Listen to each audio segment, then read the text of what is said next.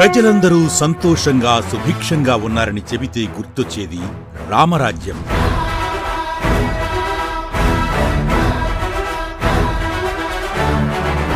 శ్రీరాముడు తండ్రికి చెడ్డ పేరు రాకుండా ఉంటూ మాటకు కట్టుబడి గొప్ప కొడుకుగా కీర్తింపబడ్డాడు.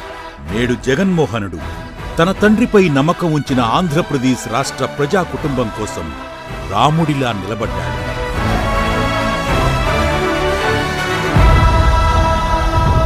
దైవిక శక్తులతో దుష్ట సంహారం చేసిన చారిత్రక పురుషుడు శ్రీరాముడైతే, ప్రజలను నమ్మించి మోసం చేసిన నాటి దుష్టపాలనను పాదయాత్రతో అంతం చేసిన ప్రజానాయకుడు జగన్మోహనుడు.